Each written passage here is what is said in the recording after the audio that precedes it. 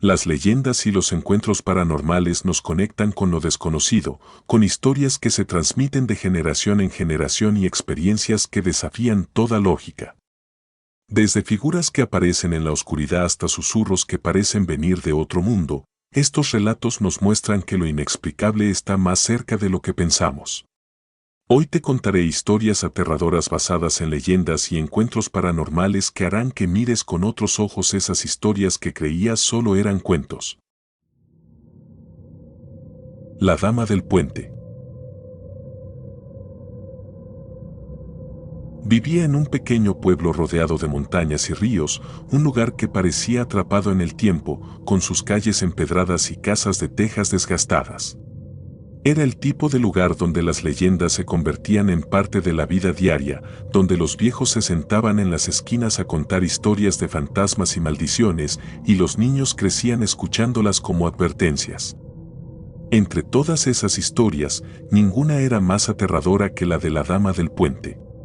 El puente estaba a las afueras del pueblo, un viejo paso de madera que se alzaba sobre un río que corría lento y oscuro. Era estrecho, apenas lo suficientemente ancho para que pasara un auto pequeño, y las tablas crujían bajo tus pies con cada paso.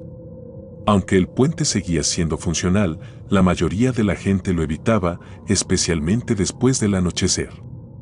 Decían que era el hogar de un espíritu vengativo, una mujer que había muerto allí muchos años atrás en circunstancias trágicas. Según la leyenda, aparecía a aquellos que cruzaban el puente de noche y si no tenías suerte, te llevaba con ella. Tenía 17 años cuando decidí cruzarlo.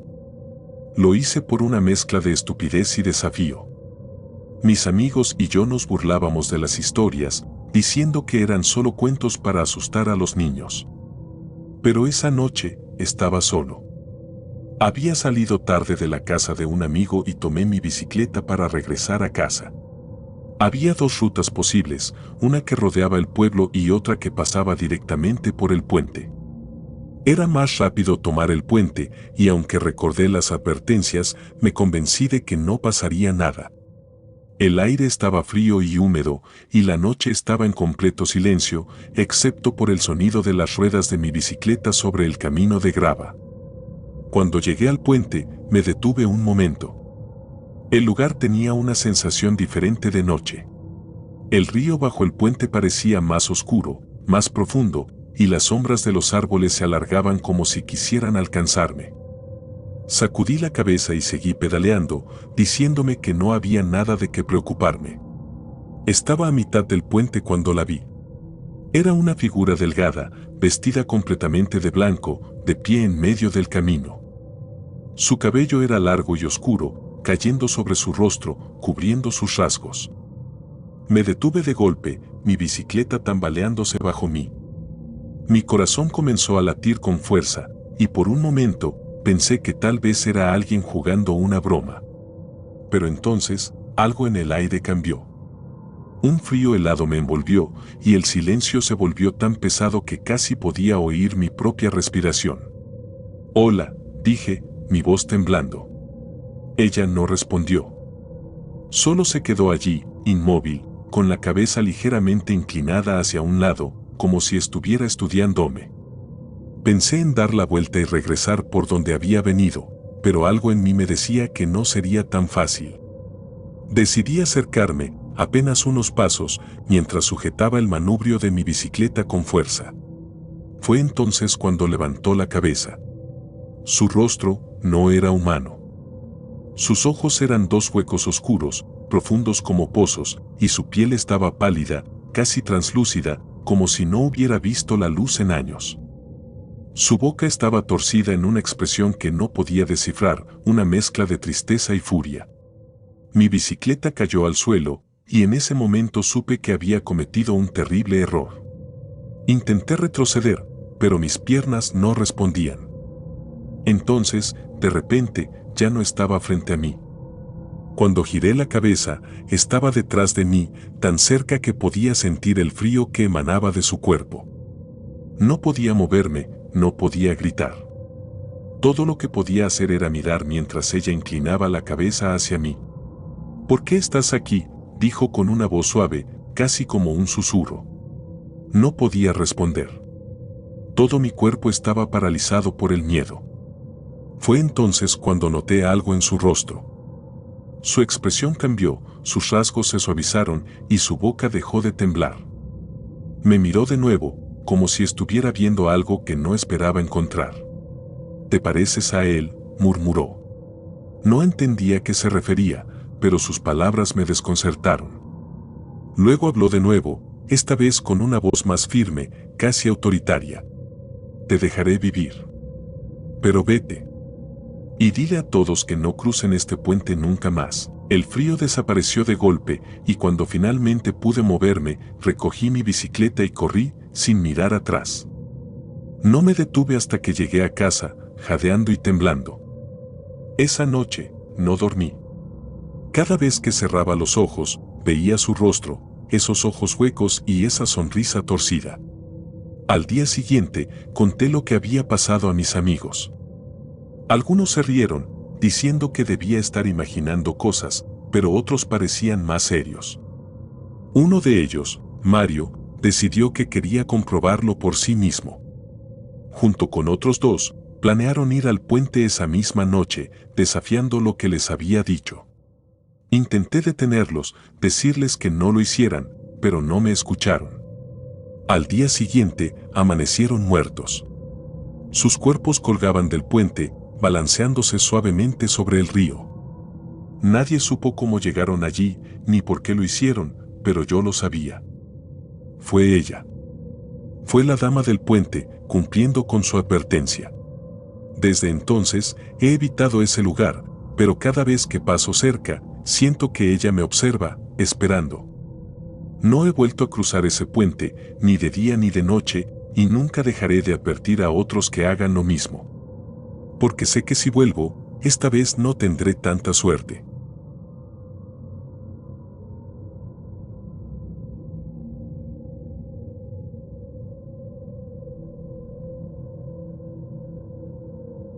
La monja de la capilla. Siempre había oído hablar de la capilla abandonada a las afueras de la ciudad. Estaba situada en un camino polvoriento, rodeada de árboles torcidos que parecían estar a punto de derrumbarse. Durante años, había sido parte de un convento que, según las historias, cerró en los años 50 tras una serie de tragedias que nunca fueron completamente explicadas.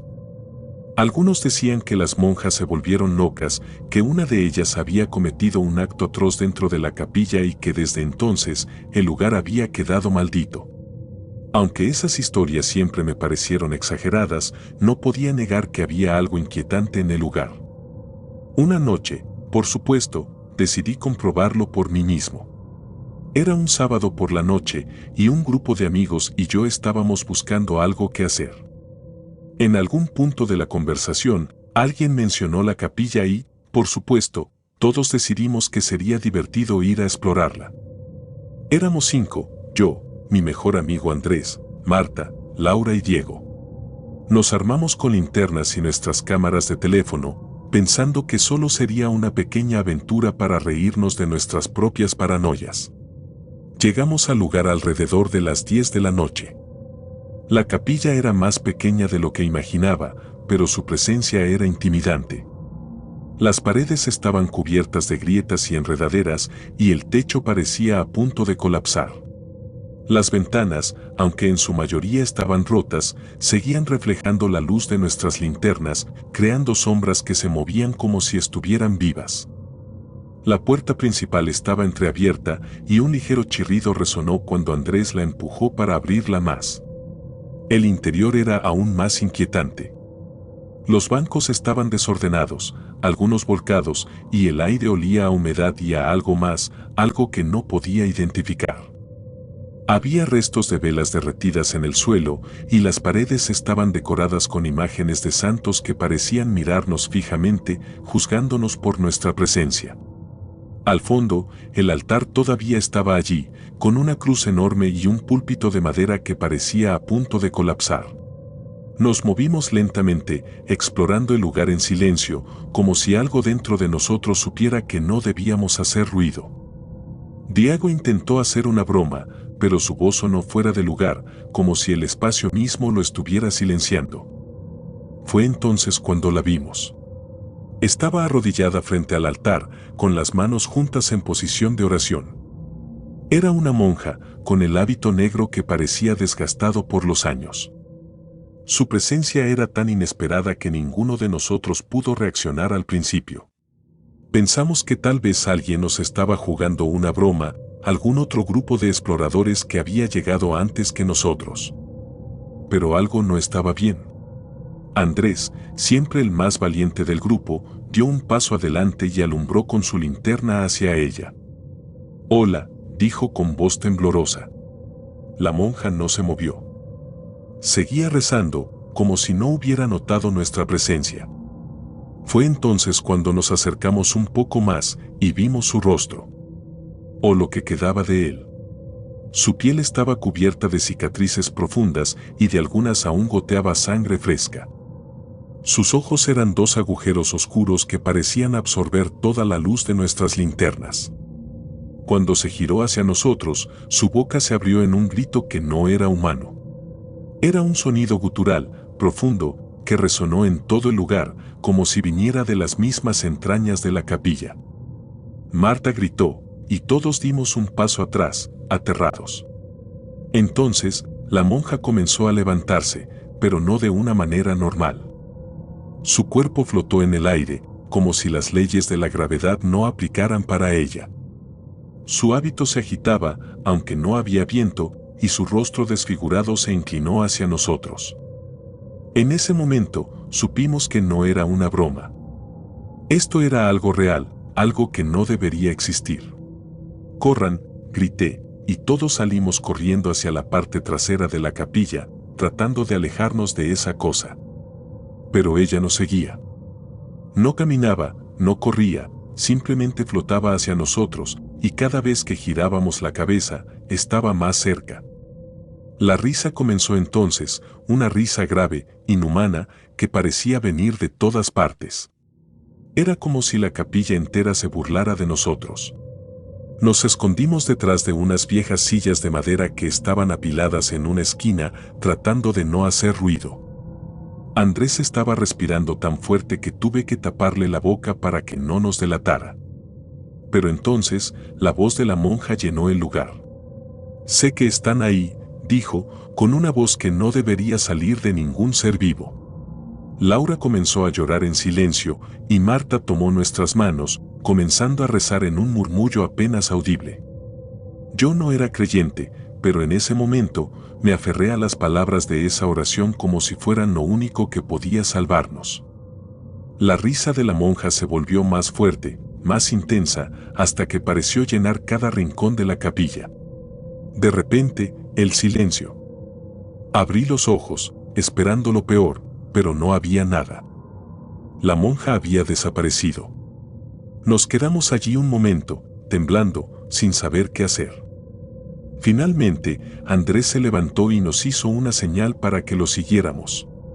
Caminamos lentamente hacia la puerta, mirando a nuestro alrededor con cautela, como si temiera que esa cosa pudiera aparecer de nuevo.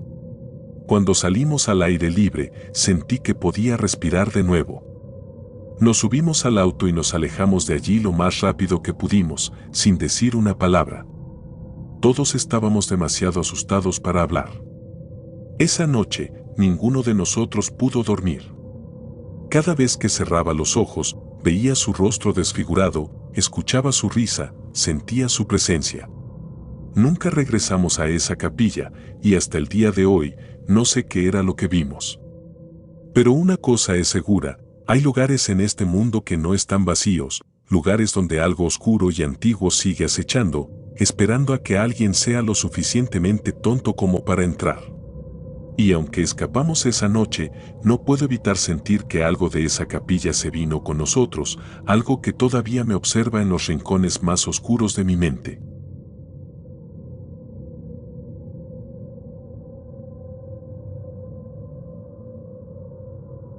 La maldición del pozo.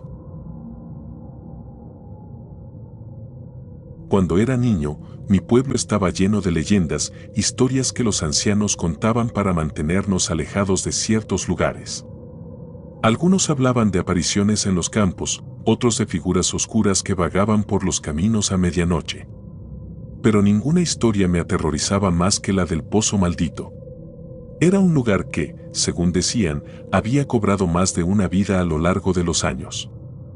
Había sido excavado a principios del siglo XX, pero con el tiempo se abandonó y desde entonces los rumores comenzaron a surgir.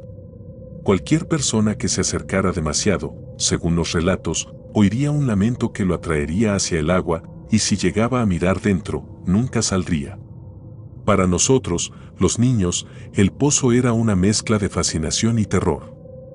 Estaba situado al final de un sendero en el bosque, rodeado de árboles tan altos que apenas dejaban pasar la luz del sol. Nadie lo había cuidado en décadas y el borde estaba cubierto de musgo y maleza. A pesar de las advertencias de nuestros padres, lo convertimos en un tema de desafío. Nadie quería admitir que le tenía miedo al pozo, pero todos evitábamos mencionarlo demasiado. Sin embargo, cuando tienes 12 años y tus amigos están decididos a probar que son valientes, es difícil resistirse. Una tarde de verano, decidimos ir. Éramos 5, yo, Diego, Andrés, Martín y Joaquín. Diego fue quien sugirió la idea, con una sonrisa arrogante que no aceptaría un no por respuesta. Siempre había sido el más valiente, o tal vez el más imprudente. Es solo un pozo viejo, dijo mientras caminábamos por el sendero. Las historias son solo para asustar a los idiotas. Nos tomó unos 20 minutos llegar. Recuerdo que el aire cambió cuando nos acercamos. Aunque era pleno verano, el ambiente se sentía más frío y el bosque, normalmente lleno de sonidos de pájaros y grillos, estaba inquietantemente silencioso. Cuando finalmente vimos el pozo, su presencia me hizo sentir pequeño. Era un círculo de piedras viejas y desgastadas, cubiertas de musgo húmedo. El agua en su interior era negra, tan oscura que no se podía distinguir el fondo. Nos quedamos allí parados, mirándolo. Diego fue el primero en acercarse, como siempre. Se inclinó sobre el borde y lanzó una piedra, esperando el sonido de la caída. Pero no lo hubo. La piedra desapareció en el agua sin hacer ruido, como si hubiera sido tragada por algo. ¿Qué demonios?, murmuró Martín, dando un paso hacia atrás. Fue entonces cuando lo escuchamos. Un lamento. Era un sonido bajo al principio, casi imperceptible, como el viento pasando entre los árboles. Pero poco a poco se hizo más claro, más humano. Era un llanto, suave pero desgarrador, como si alguien estuviera atrapado en el agua, sufriendo. Todos nos miramos, esperando que alguien rompiera el silencio. Debe ser un eco, dijo Diego, aunque su voz ya no sonaba tan confiada. Entonces, Joaquín dio un paso adelante, acercándose al pozo. ¿Hay alguien ahí?, preguntó, su voz temblando. El lamento se detuvo de repente. Todo quedó en un silencio absoluto que era aún más aterrador que el sonido. Estábamos a punto de correr cuando lo vimos. Una mano, pálida y huesuda, emergió del agua, agarrándose al borde del pozo con dedos largos y delgados. Mi cuerpo se congeló. Era como si la sangre en mis venas se hubiera detenido. Nadie se movió, ni siquiera Diego. La mano se aferró al borde con fuerza, y por un momento pensamos que era alguna especie de broma macabra. Pero entonces, la mano se alzó más, mostrando un brazo delgado y cubierto de algo que parecía moho o algas, y nos dimos cuenta de que no era humano. Antes de que pudiéramos reaccionar, la mano se movió con una velocidad imposible. Se extendió hacia Joaquín, que estaba más cerca, y lo agarró del tobillo. Él gritó, un grito que todavía puedo escuchar en mis pesadillas, y antes de que pudiéramos ayudarlo, fue arrastrado hacia el agua. Joaquín, gritamos al unísono, pero él ya estaba dentro del pozo. No hubo chapoteo, ni sonido de lucha, solo el eco de su grito apagándose. Diego, el más valiente de todos, reaccionó primero. Sin pensarlo 2 veces, saltó al agua tras Joaquín, jurando que lo sacaría. Lo vimos desaparecer en la oscuridad del pozo, y por un momento, todo quedó en silencio. Pensé que tal vez lo sacaría, que todo esto terminaría siendo una historia para contar entre risas. Pero no fue así. El lamento volvió, más fuerte que antes, llenando el aire con un sonido que parecía provenir de todos lados. Y entonces lo vimos. Una figura comenzó a emerger del agua, pero no era Diego ni Joaquín. Era algo más. Algo que nunca podré describir completamente. Su cuerpo estaba cubierto de sombras que se movían como si estuvieran vivas, y sus ojos, si es que eran ojos, brillaban con un resplandor enfermizo. Su rostro estaba torcido en una mueca de puro odio, y aunque no tenía boca, su lamento resonaba con fuerza, como si estuviera gritando dentro de nuestras cabezas. Corrimos. No sé cómo, pero nuestras piernas respondieron, y salimos corriendo por el bosque sin mirar atrás. Martín iba llorando, y Andrés apenas podía respirar, pero ninguno de nosotros se detuvo hasta que llegamos al pueblo. No hablamos con nadie sobre lo que pasó, y cuando los adultos nos preguntaron por Joaquín y Diego, solo dijimos que no sabíamos dónde estaban. Los días siguientes fueron un infierno. Sus familias organizaron búsquedas, pero nadie encontró nada. El pozo fue revisado, pero no había rastro de ellos, ni siquiera de sus cuerpos. El agua parecía más negra que nunca, como si hubiera devorado todo lo que había tocado. Desde entonces, no he vuelto a acercarme a ese lugar. Pero a veces, en las noches más silenciosas, creo escuchar el lamento. Bajo, casi imperceptible, pero siempre ahí, como un recordatorio de lo que perdimos ese día.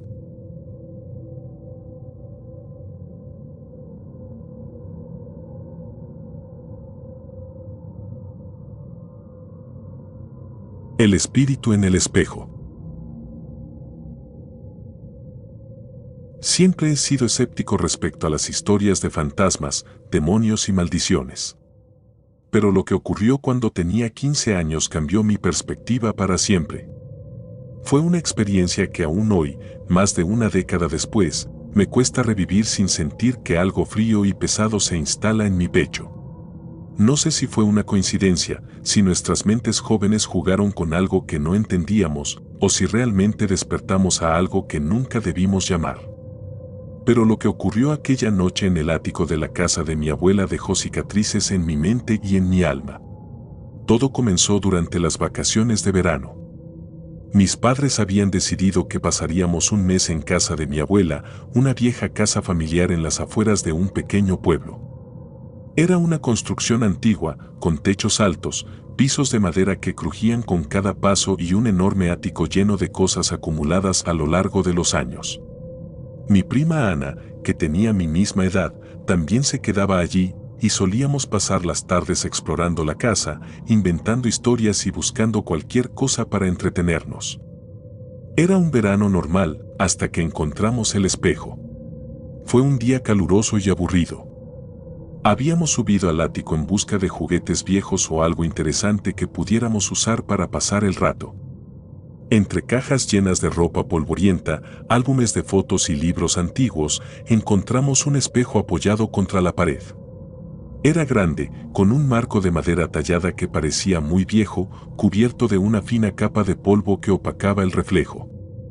Ana y yo lo limpiamos con nuestras camisetas y pronto pudimos ver nuestras caras reflejadas.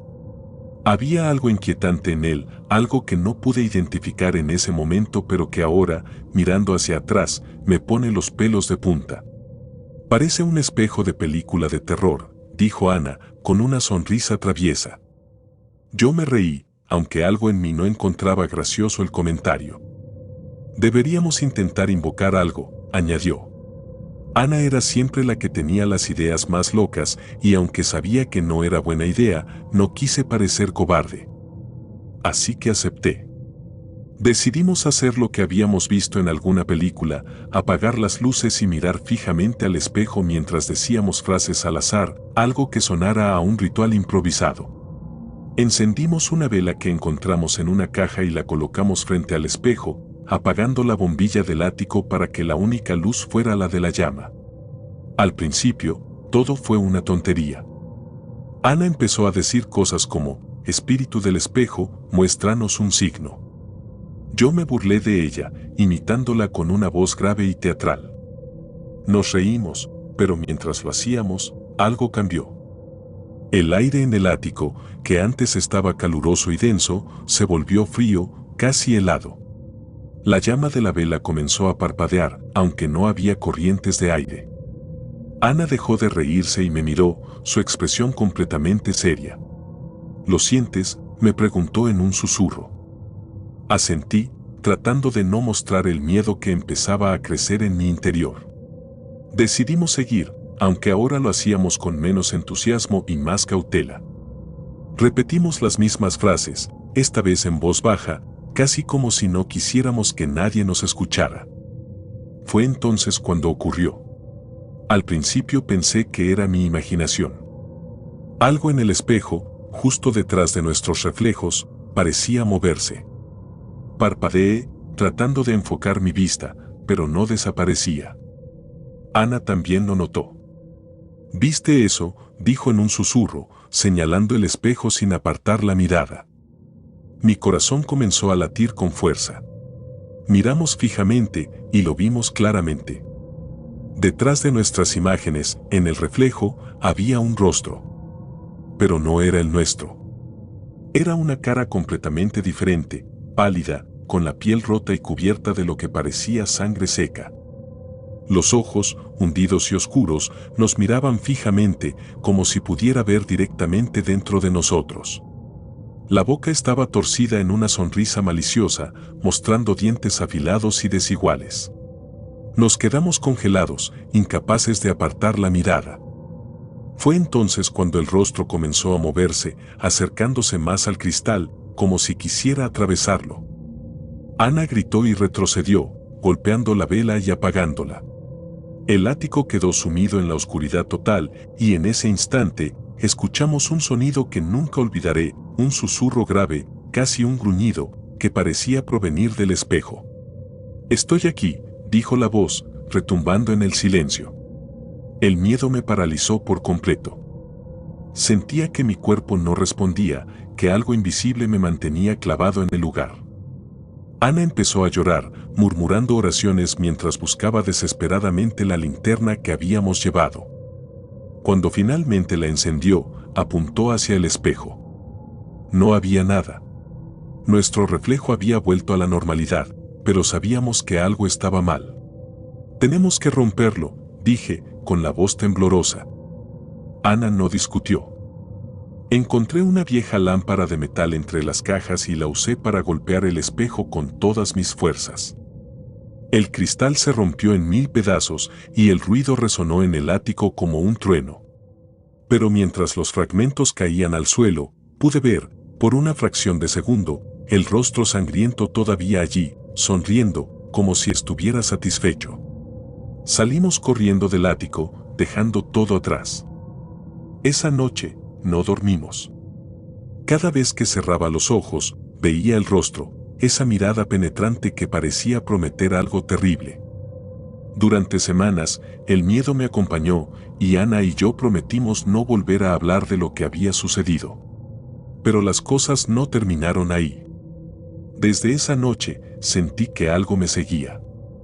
Sombras que se movían en los rincones de mi habitación, susurros que escuchaba cuando estaba solo. Una vez, mientras me miraba en el espejo del baño, vi algo detrás de mí, no el rostro sangriento, pero sí una sombra que se desvaneció tan rápido como apareció. No sé qué invocamos esa noche, pero una cosa es segura, los espejos no son simples objetos. Son puertas, y a veces, cuando las abres, no puedes controlar lo que cruza al otro lado.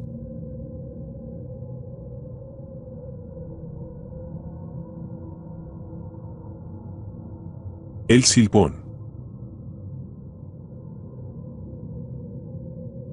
Siempre me ha gustado la tranquilidad del bosque.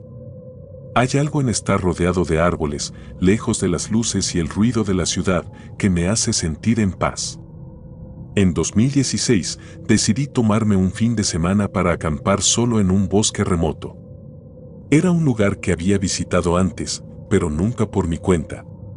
Mi idea era alejarme de todo, desconectarme y simplemente disfrutar de la soledad y el silencio. No tenía idea de que esa soledad se convertiría en algo que me perseguiría para siempre. Llegué al bosque temprano en la mañana, estacioné mi camioneta cerca de un camino de tierra y me adentré en el sendero con mi mochila y mi tienda de campaña. El día fue tranquilo, casi perfecto. Caminé entre los árboles, encontré un claro cerca de un arroyo y monté mi campamento. Encendí una pequeña fogata al atardecer, preparé algo de comida y me recosté en una silla plegable para disfrutar del cielo estrellado. El aire era fresco y la única compañía que tenía era el crujir de las hojas bajo los animales que pasaban cerca. Era exactamente lo que había estado buscando. Sin embargo, algo cambió cuando cayó la noche. Alrededor de las 9, mientras estaba sentado junto al fuego, escuché algo. Al principio, pensé que era el viento, pero pronto me di cuenta de que era un silbido. Era un sonido extraño, largo y agudo, que parecía venir desde lo profundo del bosque. No le presté demasiada atención. Pensé que tal vez era algún ave o incluso el viento pasando entre las ramas. Pero el silbido continuó, una y otra vez, como si se estuviera moviendo. Fue entonces cuando recordé algo que un anciano del pueblo cercano me había dicho. Cuando paré en una tienda para comprar algunas provisiones antes de llegar al bosque, mencioné que estaría acampando solo. El anciano, un hombre delgado y encorvado con ojos oscuros y cansados, me miró fijamente y dijo, «Tenga cuidado con el silbón». Me reí, pensando que era alguna historia para asustar a los forasteros, pero él no sonrió. «Si lo escucha cerca, no se preocupe. Eso significa que está lejos. Pero si lo escucha lejos, bueno, rece porque no está solo». En ese momento, no le di importancia. Pero ahora, sentado en la oscuridad del bosque, con el silbido moviéndose alrededor de mí, esas palabras regresaron con fuerza. Traté de calmarme. Probablemente era solo un animal, me dije. Pero entonces, el silbido cambió. Por momentos, parecía estar lejos, casi imperceptible, y luego, de repente, sonaba como si estuviera justo detrás de mí. El fuego parpadeó, y sentí un escalofrío recorrerme la espalda. No había viento, pero el aire se sentía pesado, como si algo invisible lo estuviera llenando.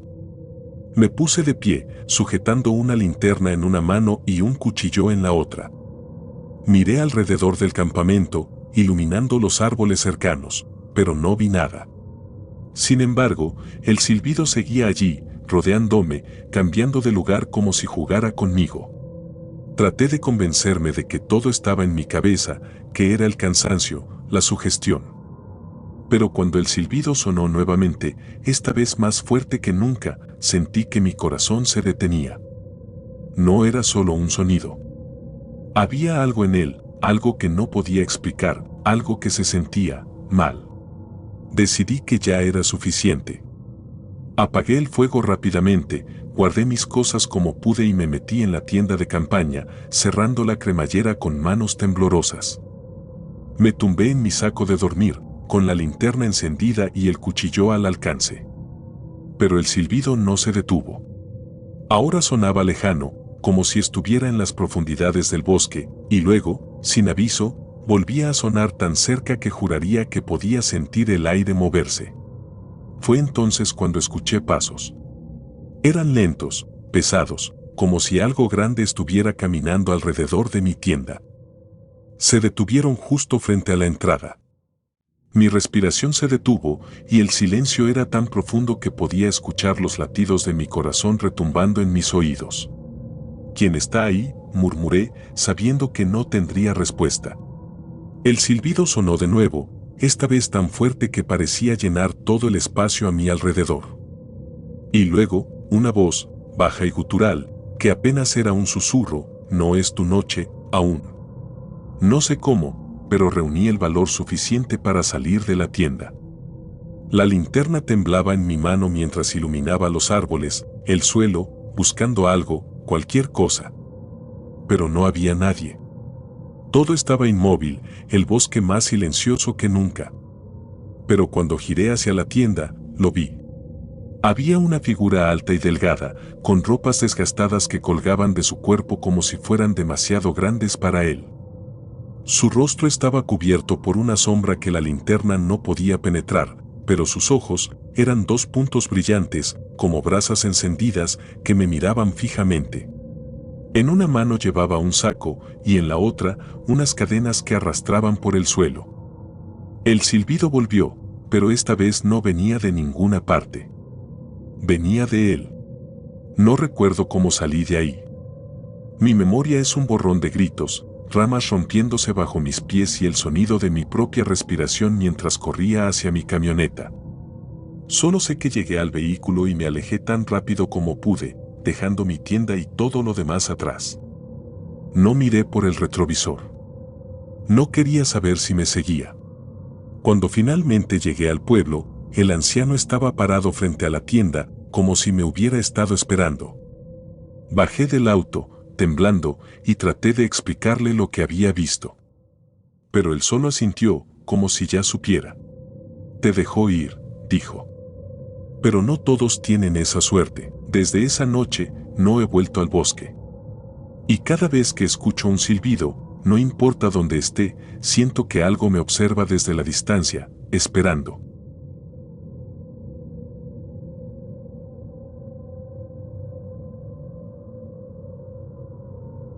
La carreta del diablo.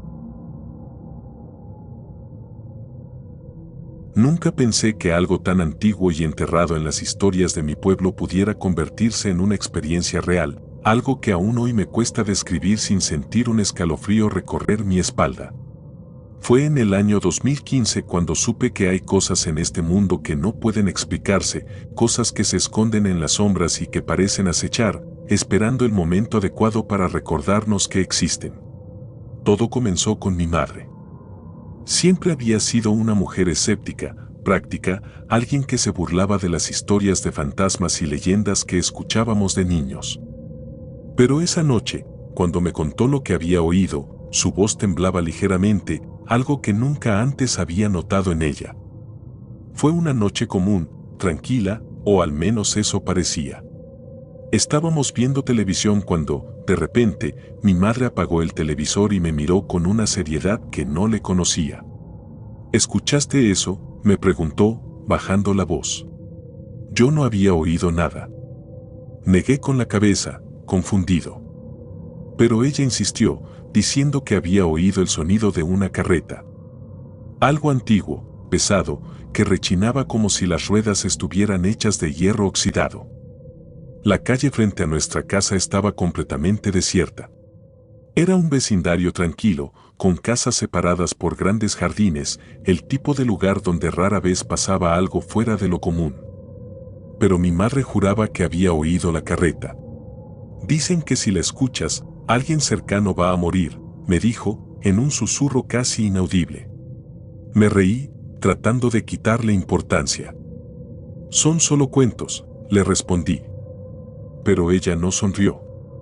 Se levantó y cerró todas las ventanas, asegurándose de que las cortinas estuvieran completamente corridas.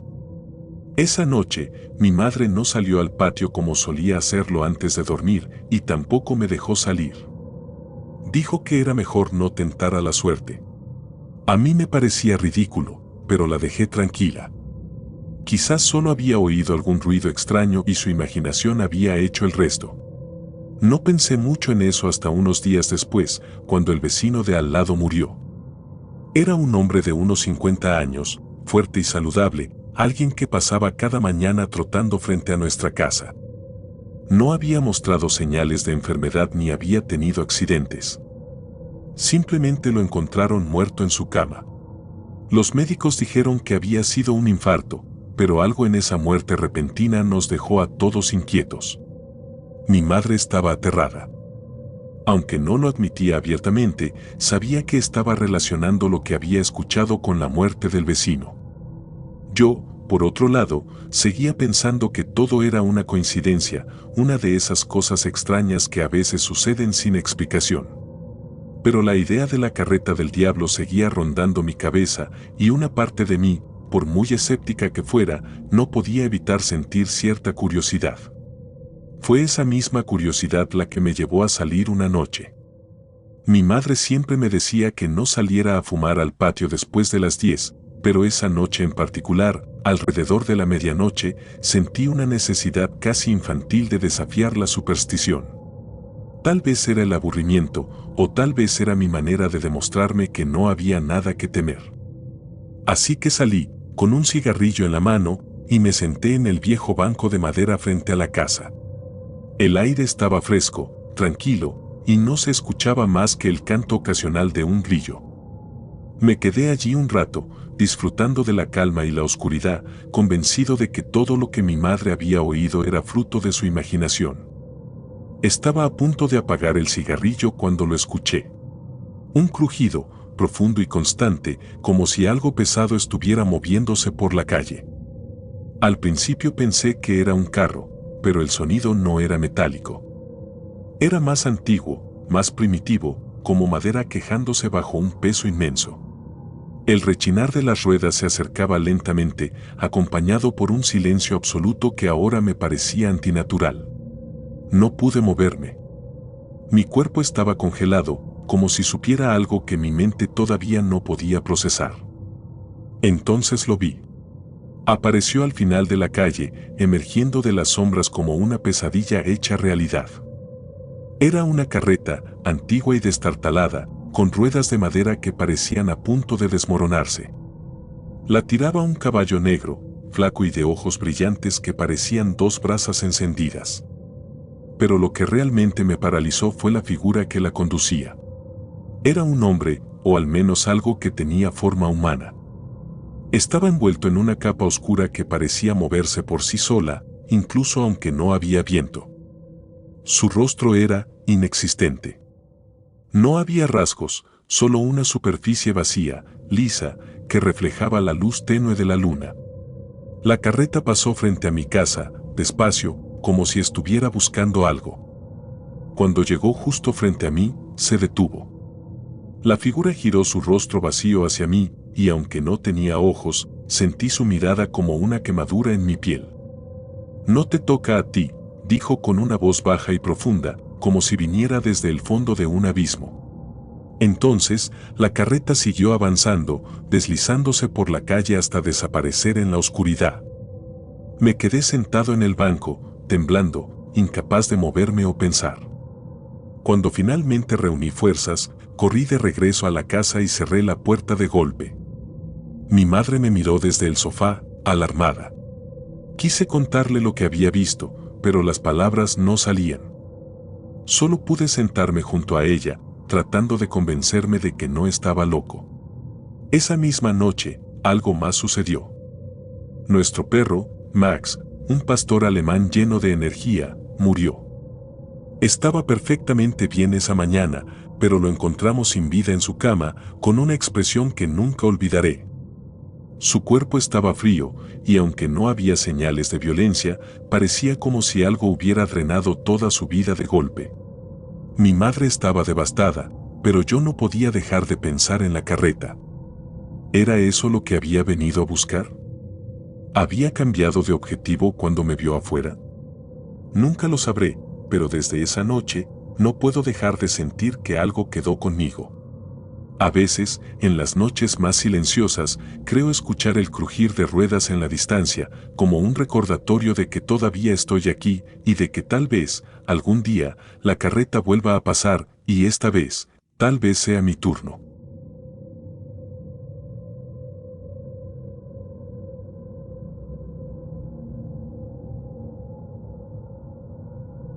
La bruja del monte. Nunca pensé que un simple campamento con amigos se convertiría en una experiencia que cambiaría mi vida para siempre. Fue en 2018, un fin de semana que comenzó como cualquier otro. Mis amigos y yo, 5 en total, decidimos acampar cerca de un monte que tenía cierta fama en nuestro pueblo. Todos habíamos escuchado las historias, que estaba embrujado, que era el hogar de una bruja que había hecho un pacto con el diablo y que, si escuchaba su risa, significaba que ya te había elegido como su próxima víctima. Por supuesto, ninguno de nosotros creía en esas cosas. Era solo un monte como cualquier otro, y las historias no eran más que cuentos para asustar a los niños. O al menos, eso pensamos. Llegamos al lugar al atardecer, cargados con nuestras mochilas, tiendas de campaña y la comida suficiente para pasar la noche. El monte se alzaba frente a nosotros, oscuro y silencioso, con sus árboles altos y retorcidos que parecían formar figuras humanas bajo la luz tenue del sol poniente. Había algo en el aire, algo que no podía explicar. No era el viento, no era el frío. Era como si el monte mismo estuviera observándonos, esperando. Ignorando esa sensación, comenzamos a montar el campamento. Elegimos una pequeña zona plana cerca de la base del monte, donde el suelo estaba relativamente despejado y podíamos encender una fogata. Mientras preparábamos todo, las bromas y las risas llenaban el aire. Martín, el más bromista del grupo, incluso comenzó a contar las historias del lugar con una voz burlona. Dicen que la bruja te observa desde lo alto del monte, dijo, agitando los brazos como si fuera un fantasma. Y que si escuchas su risa, ya no puedes escapar. Todos nos reímos, aunque, en el fondo, sentí que nadie estaba completamente cómodo. No queríamos admitirlo, pero las historias estaban en nuestras cabezas. Sin embargo, dejamos esas ideas de lado cuando la noche cayó y la fogata iluminó nuestro pequeño campamento. Al principio, todo parecía normal. Asamos salchichas, contamos historias y disfrutamos del aire fresco. Pero, a medida que la noche avanzaba, algo cambió. La temperatura comenzó a bajar de forma abrupta y el aire, antes tranquilo, se volvió pesado, como si estuviera cargado de algo que no podíamos ver. La conversación fue perdiendo su fluidez y todos comenzamos a quedarnos en silencio, como si escucháramos algo que no podíamos identificar. Fue entonces cuando empezaron las risas. Primero, era un sonido suave, apenas audible, como si viniera de muy lejos. Nos miramos entre nosotros, confundidos, pensando que alguno de nosotros estaba haciendo una broma. Pero las risas continuaron, creciendo en intensidad, y lo más extraño era que no parecían venir de un solo lugar. Era como si estuvieran alrededor de nosotros, como si el bosque entero se estuviera riendo. ¿Qué diablos es eso?, susurró Laura, su voz temblando. Nadie respondió. Todos estábamos paralizados, escuchando esas risas que se volvían cada vez más agudas, casi como gritos. Fue Martín quien, con manos temblorosas, tomó su linterna y la apuntó hacia los árboles. No hay nada, dijo, aunque su voz no sonaba convencida. Entonces, escuchamos algo más. Un crujido, como ramas rompiéndose bajo un peso, justo detrás de nosotros. Todos giramos al mismo tiempo, nuestras linternas iluminando frenéticamente el bosque. Y ahí estaba. En lo alto de una roca, a unos metros de distancia, había una figura encorvada. Era una mujer, o al menos eso parecía. Su cabello era largo y enredado, colgando como si nunca lo hubiera tocado un peine. Su cuerpo era delgado, casi esquelético, y su piel tenía un tono grisáceo que brillaba bajo la luz de las linternas. Pero lo peor era su rostro. Aunque estaba parcialmente cubierto por su cabello, podíamos ver unos ojos oscuros que parecían dos pozos vacíos y una sonrisa torcida que mostraba dientes amarillos y afilados. Nos miraba. No se movía, pero su presencia llenaba el aire con una tensión insoportable. Fue entonces cuando comenzó a reírse, pero esta vez, el sonido no venía de todas partes. Venía directamente de ella. Era una risa profunda, gutural, que se transformó en algo que parecía un gruñido. «¡Corran!», gritó Diego, y todos reaccionamos al mismo tiempo. Salimos corriendo en dirección opuesta, adentrándonos más en el bosque sin pensar. Podía sentir mi corazón latiendo con fuerza, mis piernas temblando mientras corría sin rumbo. pero la risa no se detuvo. Seguía detrás de nosotros, cada vez más fuerte, cada vez más cerca. Me detuve un momento para mirar hacia atrás, y lo que vi me heló la sangre. La figura ya no estaba en la roca.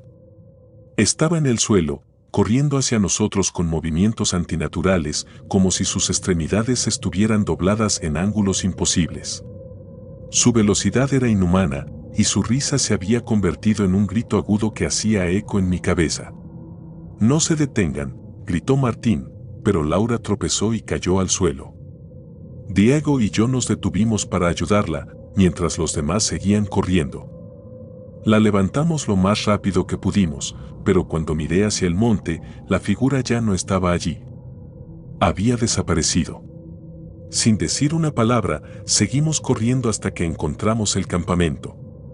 Todo estaba como lo habíamos dejado, pero la fogata se había apagado por completo y el aire alrededor del campamento era helado.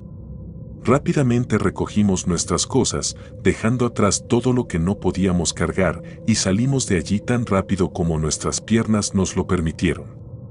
No hablamos durante el camino de regreso. Cada uno de nosotros estaba atrapado en sus propios pensamientos, intentando procesar lo que había pasado. Cuando finalmente llegamos al pueblo, nos despedimos rápidamente y nos fuimos a casa. Nunca volvimos a hablar de esa noche y ninguno de nosotros regresó al monte. Pero desde entonces no he podido olvidar su rostro. A veces, en mis sueños, escucho su risa. Y cuando despierto, juraría que la siento cerca, observándome desde algún lugar en la oscuridad.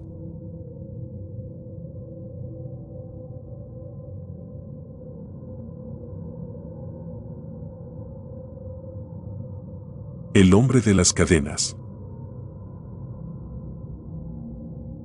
En el pequeño pueblo donde crecí, las leyendas eran tan comunes como las colinas y los ríos que lo rodeaban. Había historias de brujas, espíritus errantes y criaturas nocturnas que los ancianos contaban junto al fuego. Pero de todas ellas, ninguna era tan escalofriante como la del hombre de las cadenas. Era una historia que nos contaban desde pequeños, como una advertencia para que no exploráramos las casas abandonadas del pueblo.